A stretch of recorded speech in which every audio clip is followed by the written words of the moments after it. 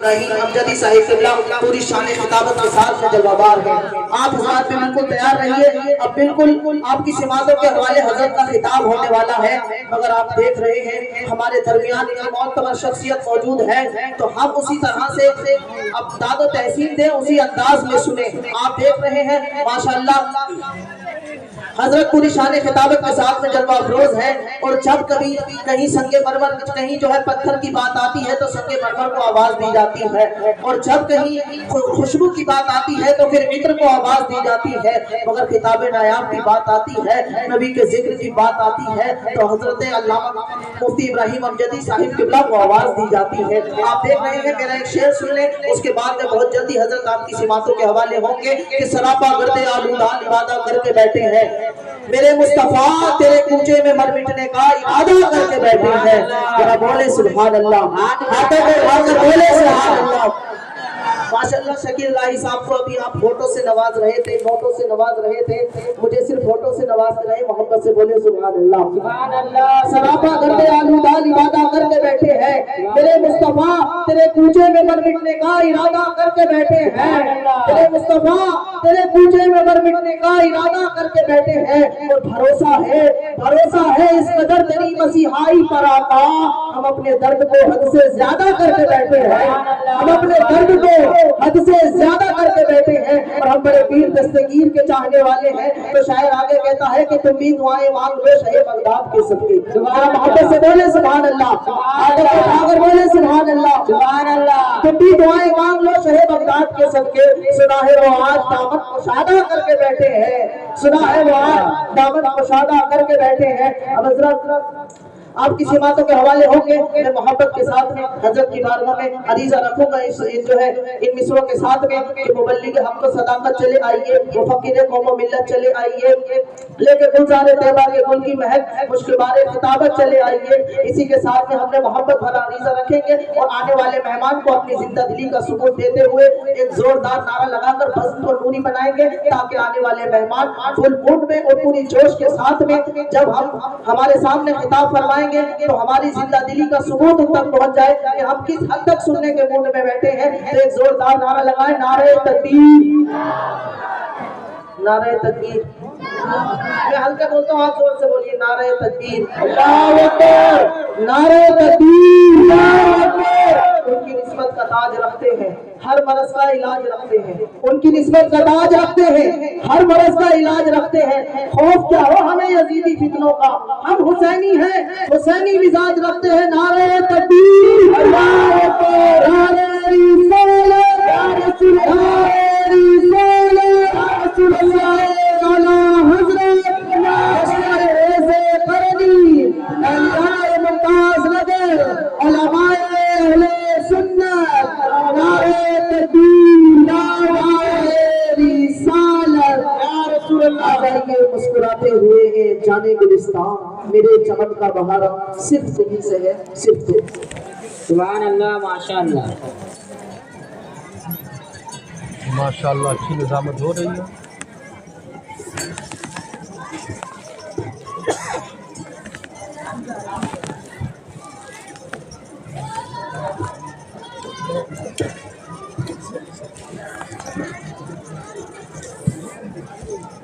منبری رسول پر جلوہار اور ماہر ذویل احترام و معزز سامعین و سامعات، السلام علیکم ورحمۃ اللہ وبرکاتہ۔ احمد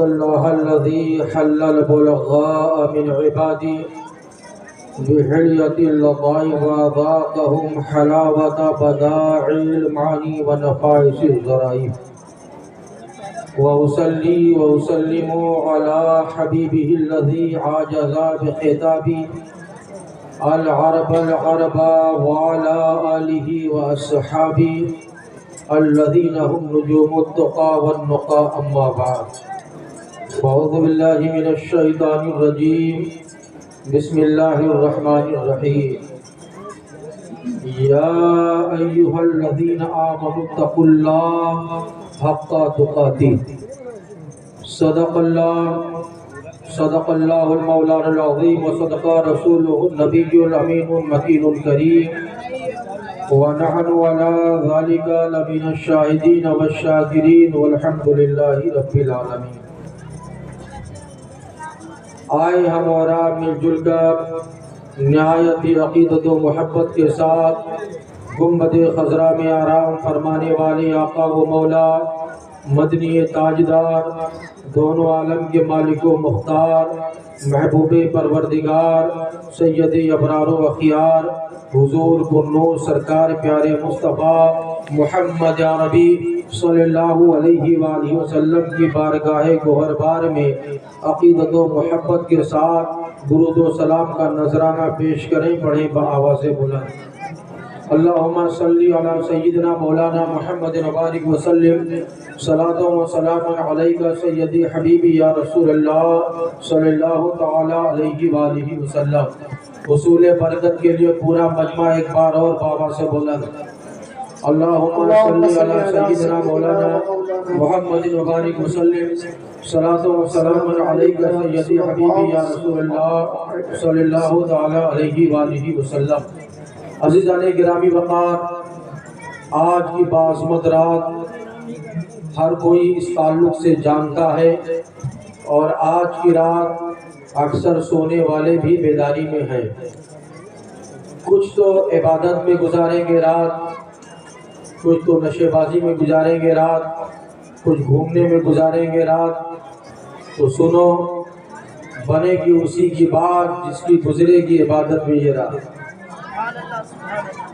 حضرات، اس رات کے فضائل و مناقب کو خطبہ بیان کرتے ہی رہتے ہیں، آپ سماعت کرتے ہی رہتے ہیں، مگر میں دوسری جانب آپ کو لے جانا چاہتا ہوں، چونکہ جب برتن سیدھا رہے گا، جبھی بارش کے پانی گریں گے تو اس میں آئے گی، اور اگر برتن ہی الٹا ہو تو کتنی بھی بارش کا نزول ہو جائے لیکن پانی کا قطرہ بھی اس کے اندر نہیں آئے۔ اللہ تعالیٰ قرآن پاک میں ارشاد فرماتا ہے، یا ایھا الذین آمنوا اتقوا اللہ حق تقاتہ، اے ایمان والو اللہ سے ڈرو جیسا کہ اس سے ڈرنے کا حق ہے۔ حضرات گرامی وقار، آج ہمیں اپنے آپ میں غور کرنا ہے، جھانکنا ہے اور دیکھنا ہے کہ ہمارے اندر خوف خدا کس قدر ہے۔ اگر اللہ کا خوف ہم میں ہے، یا جس میں بھی خدا کا خوف ہے، وہ اللہ کے فرمان پر عمل کرنے والا ہوگا۔ حضور سے محبت کا دعویٰ تو ہر کوئی کرتا ہے، لیکن محبت وہی حقیقت میں محبت ہے کہ اگر محبت ہو تو حضور کے ہر پسندیدہ چیز سے بھی محبت ہونی چاہیے، حضور کے ہر فرمان پر عمل ہونا چاہیے۔ قابل مبارکباد ہے اشرفیہ مسجد کے نوجوان اور یہاں کے ذمہ داران کہ اللہ تعالیٰ نے فضل فرمایا کہ ان کے مسجد میں ایک متحرک امام تشریف لائے۔ الحمدللہ، میں کسی کے مدح کی غرض سے بات نہیں کہتا، مگر جو حقیقت ہے اسے کہنا پڑتا ہے کہ یہ ایسے متحرک امام ہیں، ان کا فائدہ ہو یا نقصان انہیں اس کی پرواہ نہیں رہتی، انہیں فکر رہتی ہے تو فقط یہ کہ ہمارے قوم کی اصلاح کیسے ہو، ہمارے قوم کی اصلاح کیسے ہو، ہماری قوم برائیوں کے دہانے سے نکل کر کے نیکیوں کی طرف بڑھے کیسے۔ اور سچ تو یہی ہے کہ حق نے پیدا کیا بندگی کے لیے، حق نے پیدا کیا بندگی کے لیے، دونوں عالم بنے ہیں نبی کے لیے، اور جو سمجھتا ہے خود کو نبی کی طرح نار دوزخ بنی ہے اسی کے لیے۔ حضرات گرامی وقار، آج کا جو دور ہے ہمارے اور آپ کے درمیان، ہر کوئی ایسا ہے کہ یہی خیال کرتا ہے کہ آج کا زمانہ ترقی یافتہ زمانہ ہے، آج کا وقت پڑھے لکھوں کا وقت ہے، آج لوگ سمجھتے ہیں تاریکیاں چھٹ گئی، روشنی کا زمانہ ہے، اجالا ہے، لوگ یہی تصور میں بکھرے ہوئے ہیں۔ لیکن آئیے اگر ہماری یادداشت خطا نہ کرے تو چلے حضور سید عالم صلی اللہ علیہ وسلم کی آمد سے پہلے اس دور کو دیکھیں کہ آخر وہ دور جب حضور تشریف لائے، حضور کے تشریف لانے سے پہلے کا جو دور تھا اسے دور جاہلیت کہا جاتا تھا، اسے سیاہ دور کہا جاتا تھا، اسے تاریخ زمانہ کہا جاتا تھا۔ آخر کیوں وہ سیاہ دور تھا؟ آخر وہ کیوں تاریخ زمانہ تھا؟ کیوں وہ جہالت کا وقت تھا؟ کیا اس وقت پڑھے لکھے لوگ نہیں تھے؟ کیا پڑھا لکھا طبقہ نہیں تھا؟ کیا اس وقت دانشور لوگ نہیں تھے؟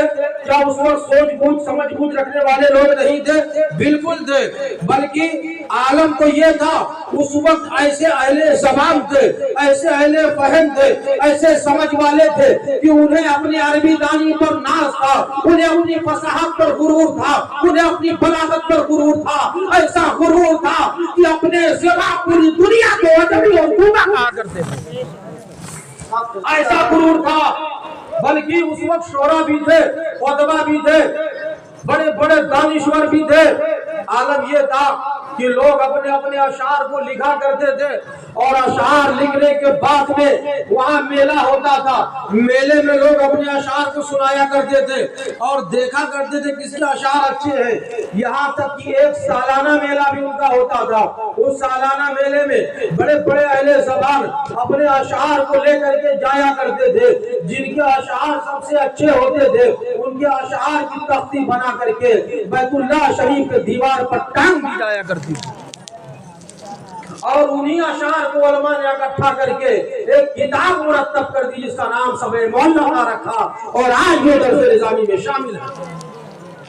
ایسے اہل زبان تھے، انہیں اپنی فصاحت و بلاغت پر غرور تھا، انہیں اپنی زبادانی پر غرور تھا، تبھی تو ساری دنیا کے لوگوں کو وہ عجمی اور گونگا کہا کرتے تھے۔ تو پتہ چلا اس وقت پڑھے لکھے لوگ بھی تھے، اور اس وقت اہل زبان بھی تھے، سوچ بوجھ والے بھی تھے، سمجھ والے بھی تھے، اور دانشور تو ایسے تھے کہ کسی کو تو ابو الحکم کہا جاتا تھا، یعنی صرف حکمت والا نہیں، ابو الحکم کا مطلب حکمتوں کا باپ کہا جاتا تھا۔ اس کے باوجود یہ تمام چیزیں ان لوگوں میں موجود تھی۔ پھر وہ زمانہ تاریخ زمانہ کیسے رہا، وہ دور کی سیاہ دور کیسے رہا، وہ اس وقت کو قرن اسود کیوں کہا گیا؟ تو سنو، پتا چلا ان کے پاس تعلیم تو تھی، اہل زبان تو تھے، شعراء تو تھے، ادبا تو تھے، دانشور تھے، ان میں سب تھا، مگر زیور انسانیت سے خالی تھے۔ وہ انسان تو تھے مگر زیور انسانیت انہیں نہ تھے۔ نعرہ تکبیر، نعرہ رسالت، نعرہ رسالت، جشن ویسے کرنی، نعرہ تکبیر، نعرہ رسالت۔ ان میں سب تھا مگر زیور انسانیت نہ تھی۔ وہ انسان تو کہلاتے تھے مگر صرف انسان کہلاتے تھے، انسانیت کا ان کے اندر وجود نہ تھا۔ آخر کیوں؟ تو وجہ یہ تھی کہ یہ وہ دور تھا کہ بچیوں کو زندہ درگور کر دیا جاتا تھا۔ اہل زبان تو تھے، دانشور تو تھے، لیکن بیواؤں کو منحوس سمجھا جاتا تھا۔ یہ وہ وقت تھا کہ لوگ اپنی سوتیلی ماں سے نکاح کرنے میں آر تک نہیں محسوس کرتے تھے۔ زنا کا بازار گرم تھا، لوگ شراب خوری اور نشہ خوری میں ایسے مبتلا تھے کہ لوگ اس کو کوئی عیب نہیں سمجھتے تھے بلکہ خوبی سمجھا کرتے تھے۔ طرح طرح کی برائیوں کا بازار گرم تھا۔ تو اس زمانے کو، اس دور کو قرن اسود اس لیے کہا گیا کہ انسان تو تھے مگر زیور انسانیت سے خالی تھے۔ اس زمانے کو جاہلیت کا زمانہ اسی لیے کہا گیا۔ انسان تو موجود تھے مگر ان کے اندر تربیت نام کی کوئی چیز نہ تھی۔ اور ایسے عالم میں جب میرے آقا اسی زمین پر جلوہ در ہو گئے تو اسی تاریکی میں روشنی پیدا ہو گئی، اندھیرے میں اجالا آ گیا۔ وہ قرن اسود جو کہا جاتا تھا وہی شہر مکہ، وہی مدینہ طیبہ سے دین اسلام کا ایسا نور نکلا جو پورے عالم کو منور کر کے رکھ دیا۔ آخر اس تاریکی کو چھاٹا کس نے؟ इस तारीकी को छाटा किसने? तो अगर गौर करें तो पता चलेगा इस तारीकी को अगर छाटा है तो मोहब्बत रसूल ने छाटा है। मोहब्बत रसूल से तारीकी छटी कैसे? जो हुजूर से मोहब्बत करते, हुजूर की हर अदा से मोहब्बत करते, यही मोहब्बत है। आप देखें तो सही, जो जिससे मोहब्बत करता है हर उस चीज से मोहब्बत करता है जो चीज उसे महबूब होती है। आइए मिसाल मैं आपको कुरान से दूं। अल्लाह ताला अपने हबीब से मोहब्बत करता है, इस कदर मोहब्बत करता है रब ताला अपने हबीब से कि किसी और से नहीं करता। तो अल्लाह ताला कुरान में फरमाता ला उक़्सिमु बिहाज़ल बलद। अल्लाह ताला ने शहर की कसम याद फरमाई। आखिर क्यों शहर मक्का की कसम क्यों याद फरमाई? इसलिए कि उसमें बैतुल्लाह है, उसमें खुदा का घर है, इसलिए कि वहां सफा और मरवा पहाड़ियां हैं जो अल्लाह की निशानियों में से है, इसलिए कि वहां मीना और अरफात और मुज़दलिफा है, इसलिए अल्लाह ताला ने वहां की कसम याद फरमाई। तो नहीं, मेरा रब खुद फरमाता है वअन्ता हिल्लुम बिहाज़ल बलद। हम इस शहर की कसम इसलिए याद फरमाते हैं ऐ मेरे महबूब इस शहर में तुम जलवा जमा। तो पता चला जिससे मोहब्बत की जाती है उसकी हर चीज से मोहब्बत हो जाती है। अब देखें, गौर करें कि वो तारीख का जमाना था, उसे जहालत का दौर कहा गया और आज पढ़े लिखों का जमाना कहा जा रहा है। आज दानिश्वरों का जमाना कहा जा रहा है। उस वक्त दानिश्वर ऐसे थे जिन्हें अबुल हिकम कहा जाता था, मगर हुजूर की सीरत को नहीं अपनाया, हुजूर से मोहब्बत नहीं किया। अबुल हिकम कोई नहीं याद रखा, अबू जहल सारी दुनिया याद रख रही है। वो जाहिलों का बाप हो गया। वो जाहिल क्यों हुआ? क्या पढ़ा लिखा नहीं था? क्या वो अहले ज़बान नहीं था? क्या उसके अंदर शूर नहीं था? सब था, मगर वो जाहिलों का बाप कैसे हुआ? इसलिए कि ज़ेवर इंसानियत से हमेशा खाली रहा। अब आप देखें, इसे हम पढ़े लोगों का दौर कहते हैं। आप गौर तो करें, वो जमाना अगर जाहिलियत का जो जमाना था वो इलामत हमारे दौर में है कि नहीं? अगर जाहिलियत का दौर इसलिए था कि लड़कियों को जिंदा दरगोर किया जाता था उस दौर में, तो आज तो ऐसी ऐसी टेक्नोलॉजी का वजूद हो गया है कि लोग बाकी पेट में ही मालूम कर लेते हैं लड़का है या लड़की। पहले तो कम से कम वो पैदा होने के बाद दुनिया में सांस भी ले लेती थी, और आज तो कुछ लोग सांस लेने का भी मौका नहीं देते, माँ के पेट में ही मार डालते। भला बताओ तो सही, क्या यही तरक्की का दौर है? आप देखें तो सही, पहले शराबखोरी और नशा आम था, जिना आम था। आज देखें जिना के बाजार कैसे गर्म है, आज देखें इब्तिदा के फितने कैसे उठ रहे हैं। आज देखें लोग तालीम के नाम पर हमारी बहन बेटियां गैरों के साथ कैसे घूम रही हैं। क्या भला आप देखते रही और गौर नहीं करते? और उस जमाने में अगर नशाखोरी था, उसकी बिना पर वो अगर जिहालत का दौर था, आज नशा कितना आम हो गया। उस वक्त तो लोग सिर्फ शराब में ही मसरूफ थे, शराब पीते थे और पूरा तरह के नशे में मुब्तला थे, मगर आज तो नशे की तादाद भी बढ़ गई है। कोई अफीम खा रहा है, कोई गोलियां खा रहा है, कोई शराब पी रहा है, तरह तरह की नशा में मुब्तला है। और अगर आप मुहासिबा करें और अपनी कौम को देखें तो पता चलेगा बिलाशुबहा हमारे कौम की एक नौजवानों की बड़ी तादाद आज नशाखोरी में मुब्तला है। और आप कहते हो ये तरक्की का दौर है, आप कहते हो ये उजाले का दौर है, आप कहते हो ये रोशनी का जमाना है। नहीं नहीं, अगर मुस्तफा जाने रहमत क़यामत से पहले पहले का जमाना, अगर जहालत का जमाना था, अगर कर्म असमत था, अगर तारीकियों का दौर था, तो जिन वजहों से वो जहालत का दौर था, जिन वजहों से वो कर्म असमत था, जिन वजहों से उस जमाने में तारीकियां थी, आज हम अपनी कौम में अगर नजर डालते हैं वही चीजें हमें नजर आती हैं। आज ज़िना भी आम होता नजर आता है, आज नशा भी आम है, शराबखोरी भी आम है, ज़िना भी आम है, और तरह की बुराइयां आम हो रही है। भला आप मुझे जवाब दो, आप ही बताओ कि क्या यह तरक्की का जमाना है? क्या यह तरक्की का जमाना है? फिर कैसे तरक्की का जमाना आएगा? तरक्की का दौर कैसे आएगा जहालत कैसे छटेगी, तारीकियां कैसे मिटेंगी। तो मेरे प्यारे सुनो, इसके लिए आज भी मुस्तफा जान रहमत सल्लल्लाहु अलैहि वसल्लम से मोहब्बत करना होगा, उनकी सीरत को अपनाना होगा, उनके बताए रास्ते पर चलना होगा, तभी तारीकियां छटेगी। आज देखें, आज माँ बाप घर में परेशान है, रात गुजर रही है, नौजवान बेटा घर से बाहर है, माँ बाप का दिल लगा हुआ है कि मेरा लाल घर से बाहर है, मुझे नींद कैसे आए। और हालात को अगर वो तस्वुर में लाते हैं, उनका कलेजा फट जाता है।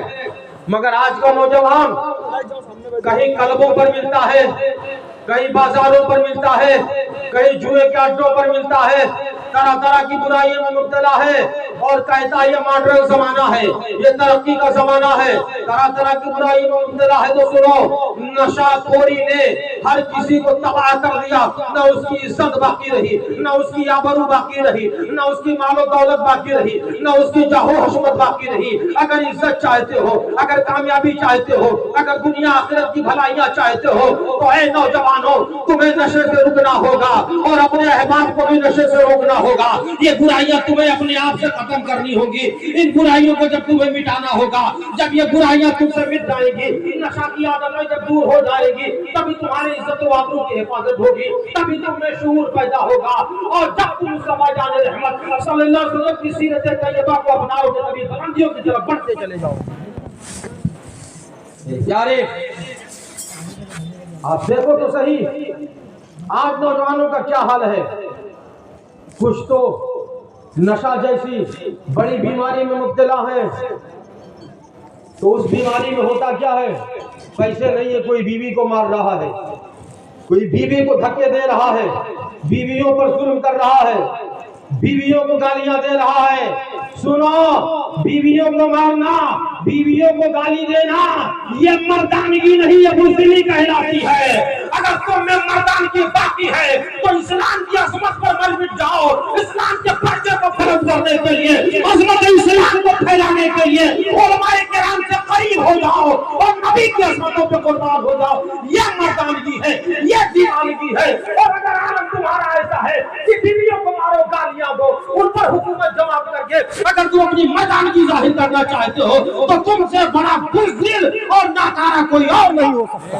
नारे तकबीर, नारे रिसालत, मसलके आला हजरत हजरत अल्लामा मुफ्ती इब्राहिम अमजदी साहिब किबला, नारे तकबीर, नारे रिसालत जिंदाबाद। है मेरे नौजवानों, मेरी बात अगर ये कड़वी लगे मगर हकीकत है, और हकीकत बयान करना ये हमारा फरीज़ा है। क्योंकि मैं इस जगह पर बैठ करके बोल रहा हूँ कि जिस मस्जिद का इमाम एक बेबाक और हक़, मेरे प्यारे आप गौर तो करो। कुछ नौजवान ऐसे हैं, वो माँ बाप जो अपने बेटे की परवरिश में, आज तो हर चीज कसीर तादाद में मुहैया है। ये पूछो इनके जमाने में आलम क्या था।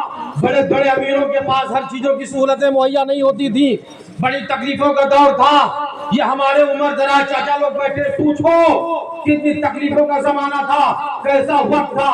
बावजूद इसके ये अपने औलाद की परवरिश कैसे करते थे। अगर घर से, अगर कहीं से कोई चार बेहतरीन फल ले आए, चार चीजें ले आए, घर में माँ चार बच्चों में तकसीम कर देती थी। और जब कोई वफादार बच्चा कहता अम्मी तुम क्यों नहीं खा रही हो, तो माँ क्या कहती, बेटा मुझे ये पसंद नहीं है, बेटा मुझे ये पसंद नहीं है, तुम चारों बच्चे खा लो, मुझे ये पसंद नहीं है। क्यों नहीं पसंद है? उसे पसंद तो खूब है, लेकिन अपने शहजादों को खिलाना पसंद है। पहले घर में खाने की तादाद कम होती थी, वालिदैन इंतजार में रहते थे, मेरे बच्चे खा ले, बच जाए तो हम थोड़ा थोड़ा खा करके पानी पीकर गुजारा कर लेंगे। ऐसे तुम्हारी परवरिश की थी तुम्हारे वालिदैन ने। आज वो वालिदैन जो अपनी पसंदीदा चीज को तुम्हें देने के लिए ये तुम्हें कह दिया कि मुझे पसंद नहीं है, मगर आज नौजवान घर में बीवी बैठी है और सामान लेकर के रात में आ रहा है, ایسے چھپا کے جا رہا ہے، وہ ماں باپ نہ دیکھ لے جو ماں باپ نے تمہارے لیے اپنی تمام خواہشوں کو کچل کر کے رکھ دیا تھا، آج انہیں ماں باپ سے چھپا کر کے اپنی اولاد کو کھلا رہے ہو، اپنی اولادوں کو خوشیاں تلاش کر رہے ہو۔ تو میرے پیارے سنو، اگر تمہارے والدین خوش نہیں ہیں تو دنیا کی تمام نعمتیں اپنے قدموں پر ڈال دو، تمہیں کبھی خوشی میسر نہ ہوگی۔ یہ بات حقیقت ہے۔ اس لیے نوجوانوں، آج بہت ضروری ہے ہمیں اور آپ کی کہ ہم اور آپ خود کی بھی اصلاح کریں، اوروں کو بھی اصلاح کریں۔ ہم تو نہیں جانتے مگر نوجوان خوب جانتے ہیں کہ نوجوانوں میں کون ایسا ہے جو ان برائیوں میں مبتلا ہے۔ ایسے نوجوان اگر تمہیں ملے، تم انہیں پہلے پیار سے سمجھاؤ، تمہارے سمجھانے سے نہ سمجھے، اپنے امام کے قریب لاؤ، وہ سمجھائے، اس سے نہ سمجھے اسے مسجد کے قریب لاؤ، طرح طرح کی کوششیں کر کے سمجھاؤ، پھر بھی نہ سمجھے تو اس سے دور ہو جاؤ، پھر بھی نہ سمجھے تو اس سے دور ہو جاؤ۔ پھر جب وہ تم سے قریب ہونا چاہے تو کہہ دو، جب تم خدا سے قریب ہو جا پھر مجھ سے قریب ہو جا، جب تم رب سے قریب نہیں ہونا چاہتا تو بندے میں کیا رکھا ہے۔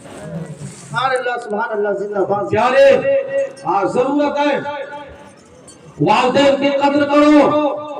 آج آپ بلکہ پوری دنیا میں سید التابعین حضرت خواجہ ویس قرنی کا ذکر سنا جاتا اور سنایا جاتا ہے، مگر آپ نے دیکھا ہوگا اور ایک مثال دیکھ لو کہ کسی نے تو حضور کو دیکھ کر محبت کیا، مگر خواجہ ویس قرنی نے حضور کو دیکھا بھی نہیں مگر حضور کی ہر ادا سے پیار کیا اور بتا دیا محبت دیدار نہیں چاہتی ہے، تصورات چاہتی ہے۔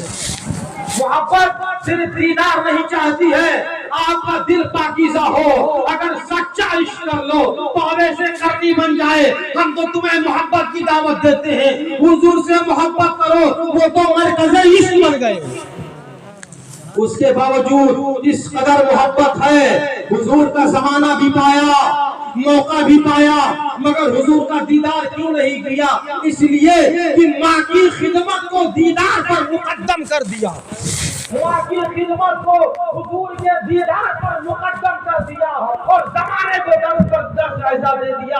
ارے سنو، اویس جیسا عاشق پوری دنیا میں تمہیں ڈھونڈنے سے نہ ملے گا، مگر یہ اویس قرنی کا درس ہے کہ ماں کی خدمت کی بات آ جائے تو دیدار کو مؤخر کر دو، ماں کی خدمت کو مقدم رکھو۔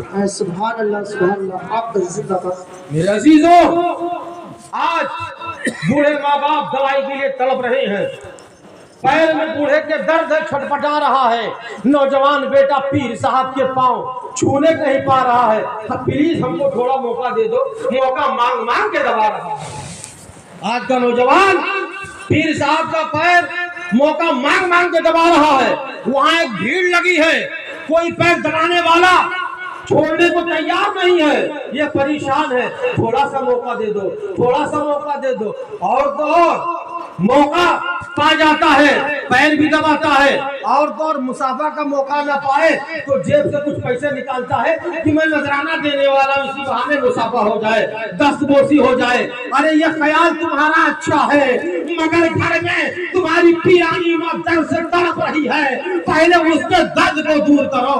باپ دوا سے لاچار ہے، اس کے پیروں میں زخم ہے، تو پہلے اس کا خیال کرو، پہلے اپنے والدین کی قدم بوسی کرو، پہلے ان کے پیر کو دباؤ، ان کی ضرورتوں کو پورا کرو۔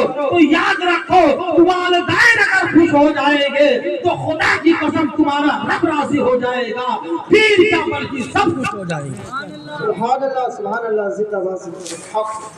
پیارے، آج حالات ایسے بن چکے ہیں کہ ہر انسان اپنی خواہشوں سے چلتا ہے، اپنی خواہشوں کو کچل دو اور نبی کی شریعت پر عمل کرنا شروع کر دو۔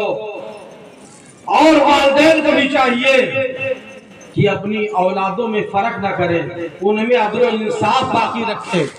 کہیں کہیں خون خرابے اسی وجہ سے ہوتے ہیں کہ والدین بھی کچھ غلطیاں کر بیٹھتے ہیں کہ اپنے اولادوں میں عدل و انصاف قائم نہیں رکھتے، طرح طرح کی برائیاں جنم لیتی ہیں۔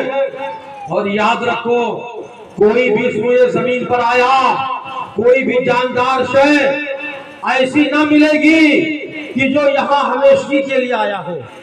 ہر کسی کو چلے جانا ہے، دولت یہی رہے گا، مال و ثروت یہی رہے گے، جاہ و حشمت یہی رہ جائیں گے۔ اگر رہے گا کچھ تو تمہارے ساتھ تمہارا اعمال رہے گا۔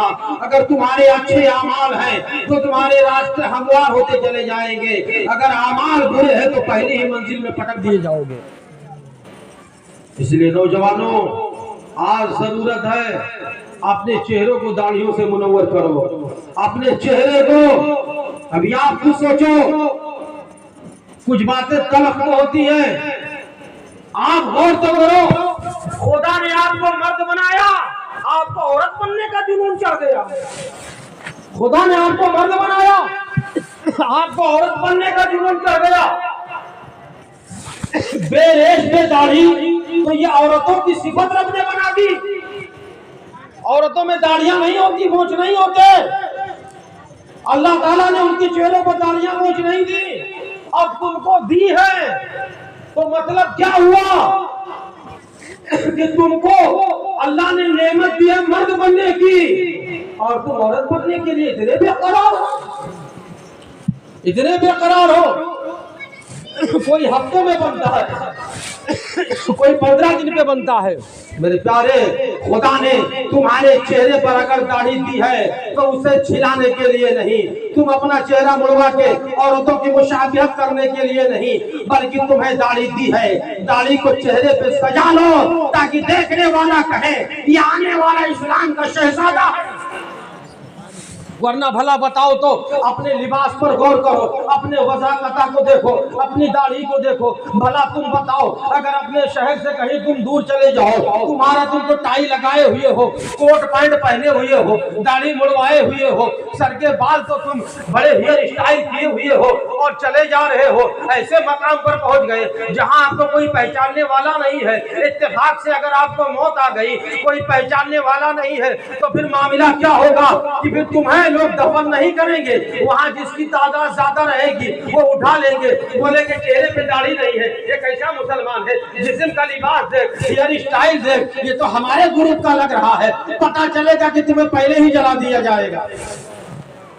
اس لیے اپنی وضاحت درست کر لو کہ تم کہیں بھی رہو، تمہیں دیکھ کر لوگ کہہ دیں یہ مصطفیٰ جان رحمت کا دیوانہ ہے۔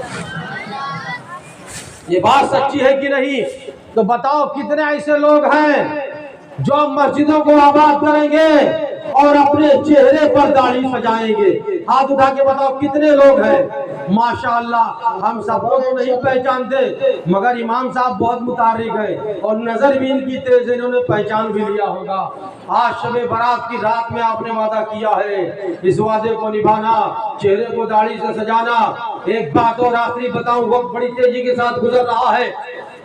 حضور غوث اعظم رضی اللہ تعالیٰ عنہ ایک روایت بنیۃ الطالبین میں نقل فرماتے ہیں کہ آج کی رات اللہ تعالیٰ آسمان دنیا پر نزول جلال فرماتا ہے اور 300 رحمت کے دروازے کھول دیے جاتے ہیں، اور سوائے مشرک کے سب کو بخش دیا جاتا ہے، اور سود خور، شراب خور اور جادوگر جب تک توبہ نہ کر لے، یعنی آج کی رات میں سب سے بخشش ہو جاتی ہے، سب کو رب تعالیٰ تمام مومنوں کو بخش دیتا ہے، مگر شراب پینے والے کی بخشش نہیں ہوتی ہے، سود کھانے والے کی بخشش نہیں ہوتی ہے، جادوگر کی بخشش نہیں ہوتی ہے، مشرک کی بخشش نہیں ہوتی ہے۔ کیوں نہیں ہوتی ہے؟ اس لیے کہ چونکہ ایسے لوگ ہی نہیں ہیں کہ جن کی بخشش ہو جائے، مگر یاد رکھو اگر آج کی رات یہ بھی توبہ کر لے، اگر آج کی رات یہ بھی توبہ کر لے، یعنی شراب پینے والا توبہ کر لے، آج سے میں شراب نہیں پیوں گا، نشہ کرنے والا توبہ کر لے، آج سے میں نشہ نہیں کروں گا، تو اس کی بھی مغفرت ہو جائے گی۔ سود خور اگر آج سے توبہ کر لے، میں سود خوری نہیں کروں گا، اس کی بھی رب تعالیٰ مغفرت فرما دے گا۔ آج کی رات وہ رات ہے کہ اگر جادوگر توبہ کر لے، آج سے میں جادوگری نہیں کروں گا، اللہ اس کی بھی مغفرت فرما دے گا۔ مشرک بھی اگر آج ایمان لے آئے تو آج کی رات اللہ تعالیٰ اس کی بھی مغفرت فرما دے گا۔ سبحان اللہ، سبحان اللہ، زندہ باد۔ تو میرے پیارے، آج جن لوگوں نے سچے دل سے توبہ کیا ہے، کتنے لوگوں نے توبہ کیا ہے کہ ہم داڑھی پر رسول کی سنت سجائیں گے، ہم شراب کے قریب نہیں جائیں گے، نشہ کے قریب نہیں جائیں گے، سود خوری جوا سے دور رہیں گے، برائیوں سے دور رہیں گے۔ اگر یہ آپ کا وعدہ ہے تو میں رب سے دعا کرتا ہوں، اے میرے پروردگار، انہوں نے سچے دل سے توبہ کیا ہے، آج کی رات میں ان کی مغفرت فرما دے۔ نعرہ تکبیر، نعرہ رسالت، نعرہ رسالت۔ جشن اویس قرنی حضرت علامہ مفتی ابراہیم صاحب قبلہ، علماء اہل سنت، نعرہ تکبیر۔ اور نشہ خوروں کو بھی میرا پیغام ہے کہ جو لوگ نشہ کرتے ہیں وہ مجھے نہ بتائیں، سچے دل سے توبہ کر لے۔ اگر آج وہ توبہ کر لیں گے اور دوبارہ نشہ خوری نہ کرنے کا عہد کر لیں گے، اللہ ان کی بھی مغفرت فرما دے گا۔ ایک واقعہ بتا دوں، آپ کے ایمان میں تازگی آ جائے تو توبہ ایسے لوگ ضرور کر لینا، اور جنہیں آپ جانتے پہچانتے ہیں ان سے بھی توبہ کروا لینا۔ حضرت عیسیٰ علیہ السلام اللہ کے نبی ہے، یہ نبی کا گزر ہوا، ایک خوبصورت اور سفید چمکدار پتھر دیکھا، بڑے متحیر ہو گئے، حیرت میں پڑ گئے، تعجب میں آ گئے، مولا اتنا خوبصورت پتھر، ان پتھروں کے بیچ میں ایسا چمکدار پتھر، ایسا چمک، ایسی روشنی والا پتھر، اسی عالم تحیر میں تھے۔ رب تعالیٰ نے فرمایا، اے میرے نبی، اے روح اللہ، کیا تم اس سے بھی زیادہ تعجب میں چیز دیکھنا چاہتے ہو؟ حضرت روح اللہ نے فرمایا، ہاں میرے پروردگار میں دیکھنا چاہتا ہوں۔ رب تعالیٰ نے کہا ٹھیک ہے، اتنا کہنا تھا کہ وہ پتھر پھٹ جاتا ہے، اس پتھر سے بزرگ نکلتے ہیں اور ان کے ہاتھوں میں ایک سر سبز تازہ ہری ٹہنی ہے جس میں انگور کا خوشہ لگا ہوا ہے۔ حضرت عیسیٰ علیہ السلام نے پوچھا یہ کیا ہے؟ کہا میں اس پتھر میں 400 سال سے عبادت کر رہا ہوں، 400 سال سے اس پتھر میں عبادت کر رہا ہوں، میرا پروردگار اس پتھر کے اندر میرے کھانے کا انتظام فرما رہا ہے۔ حضرت عیسیٰ علیہ السلام اور حیرت میں پڑ گئے اور کہا میرے پروردگار عالم، یہ تو بڑا نیک بندہ ہے، اس سے زیادہ نیک کون ہوگا؟ میرا رب فرماتا ہے، اے روح اللہ، اے روح اللہ، میرے حبیب کی امت شعبان کی 15ویں رات کو اگر پوری رات عبادت کر لے تو اس کی 400 سالہ عبادت تو اس کی عبادت بھاری ہو جائے گا۔ نعرہ تکبیر، نعرہ رسالت، جشن شب برات، نعرہ تکبیر۔ حضرات گرامی وقار، وقت بڑی تیزی سے بڑھ رہا اور ہمارے بعد بہت ہی بہترین خطیب حرد عزیز حضرت علامہ اجمل حسین یار علوی صاحب کا بھی بیان ہونا ہے، اس لیے میں اپنی گفتگو یہی ختم کرتا ہوں۔ جو کچھ بولنے میں جانے انجانے میں سہون قصدر خامیاں غلطیاں کوتاہیاں کمیاں ہوئی ہو، اللہ تعالیٰ اسے معاف فرمائے۔ آپ لوگوں کو اگر میری کسی بات سے تکلیف ہوئی ہو تو آپ حضرات بھی معاف کریں، اور اللہ تبارک و تعالیٰ ہم سب کی مغفرت آج کی رات میں فرما دے۔ اللہ تعالیٰ ہم سب کے گناہوں کو معاف فرما دے، اور اللہ تبارک و تعالیٰ ہم سب کو تمام برائیوں سے بچنے کی آج کی رات توفیق عطا فرما دے۔ پڑھیں استغفر اللہ ربی من کل ذنب واتوب الیہ وما علینا الا البلاغ المبین۔ السلام علیکم۔